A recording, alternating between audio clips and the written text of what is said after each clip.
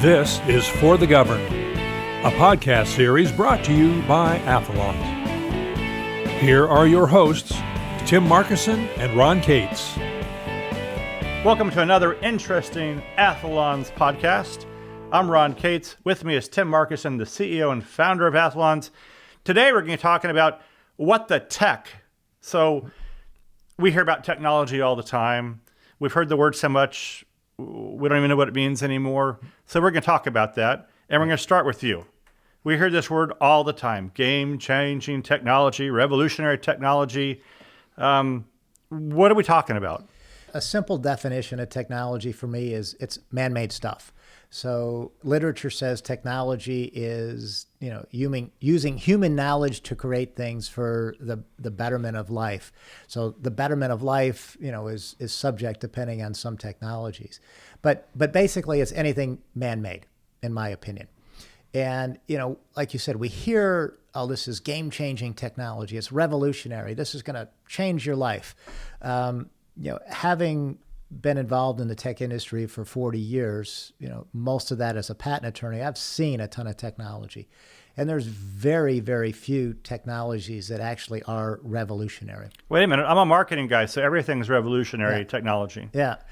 And you're part of the problem when it comes to technology, because there's very few things that are revolutionary. That's part of why we're talking about this, because marketing tends to over-exaggerate the reality of the situation. And then I think we as a society, we like the next best thing, the next greatest thing. We like, the quick fix. So, we're always looking for, what's the edge, what's going to make us this, what's going to make us that. So the marketing kind of feeds into that. Well, there's a lot of hyperbole because I don't want to buy from, the ninth best in the zip code. I want to buy from the best, the most amazing. Right. I want the coolest, newest, most game-changing product possible. Not, hey, this one is adequate. It does its job. Yeah. So that's where marketing has greatly inflated all the terms that we use. So I just want to kind of put, from my perspective, technology in a different light. So, as I said, with my experiences, I've seen a vast number of different technologies. And, when I think about what a revolutionary technology is, to me, the last real revolutionary technology was the advent of the internet. So to back up a bit, so, with respect to a revolutionary technology, it's going to change markets. It's going to open up new markets. It's going to affect how people live. So, well, the internet's changed how we communicate, how we relate with other people, how we buy things, how we do our banking. I mean, pretty much everything. It changed everything, and before the internet, companies like Amazon, Google, Twitter, Facebook, go down the list that rely on the internet for their primary business. All those wouldn't have existed 25 years ago when the internet was in its infancy. So, it's changed so many things. So that's, to me, a revolutionary technology. Most technologies fall into different categories. And I've created 4 categories, and mainly for my patent law clients, so that I can kind of help them understand, for both of us, me and the client, to better understand, what's the patent opportunity here for you. So the 4 categories are, there's tweaks, there's a better mousetrap, there's evolutionary, and revolutionary. So we've already talked about revolutionary. So we'll start with tweaks. So and these are by far the most common technologies. They're improvements on existing technology. So and they're really the engine that keeps technology moving forward. There's very few leaps in technology. It's very incremental in how technology advances for the most part. Outside an improved computer screen. That's a tweak then, usually. With respect to like a computer, let's say. So the microprocessor in the computer, they've made some modifications to it, improvements in the technology. So now instead of running at 3.2 million instructions per second, it runs at 3.3 million instructions or billion instructions a second. We as users aren't going to notice that difference, but to the computer, that's a nice improvement. And there's more things that can be done with that computer because of how many more instructions that it can process.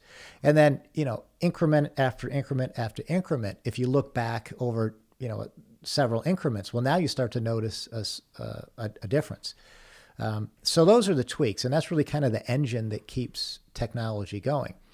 A better mousetrap is, from a market standpoint, it's kind of creating a new entry into the market space. So it's either filling like a new niche. So it's not replacing stuff in the market. It's kind of opening or extending the market so to fill a new need or a new niche. So, from my standpoint, Athalonz, I think our shoe falls into that better mousetrap technology category. We found a niche in the athletic shoe market by looking at how forces traverse through a shoe. We're the only company that's doing that, and we patented that. So we've created a niche in the athletic shoe market. So our shoe is a better mousetrap in comparison to the other shoes. Yeah, when we first met, that's how I thought of it. I was speaking at a big marketing event in Las Vegas, and this guy comes up afterwards, and he tells me about this. I go, this is definitely a better mousetrap. And as a marketing person, I see better mousetraps all the time, but without marketing, without the right support, they go nowhere. This is something that the world really needed to know about because it improves performance. Yeah. So I would almost put it in a bigger category, but that's probably my marketing mind speaking. Yeah. In the reality, it is a much, much better mousetrap. When it comes to athletic performance, when you know this better than I, having all the experience you've had with the sports scientists, but athletic performance is very incremental. So at the elite level, if they can get like 0.1% improvement, they're stoked. So what our shoes bring to the table, and we've demonstrated this mathematically and in the lab, we're going to get 9% more force going into the body at least, which can directly translate to 9% more power. So when you get single digit improvements and not fractions of digits in athletic performance, that is huge in athletic performance. All right, so you got better mousetrap. Yeah. What's next? It's evolutionary.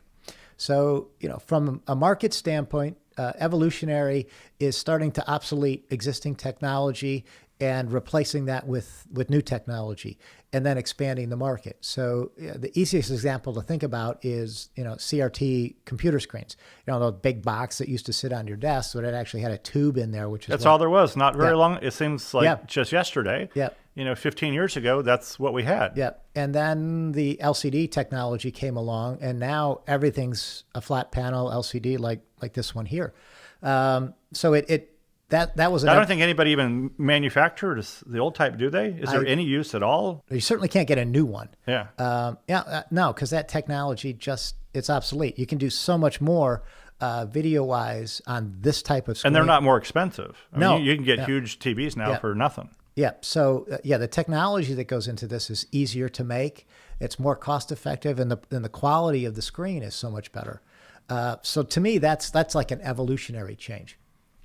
And I think, the best example to look at to kind of see all of these combined is cellular telephones.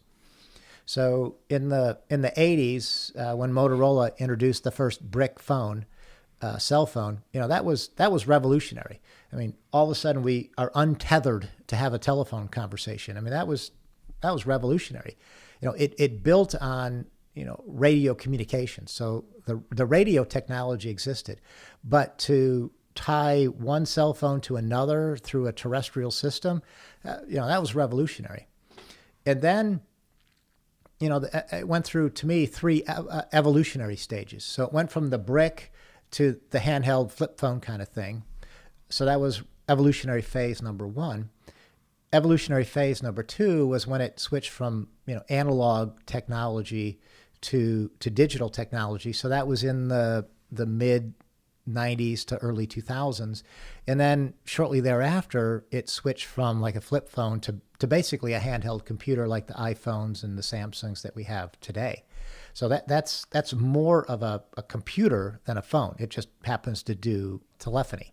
So that's evolutionary.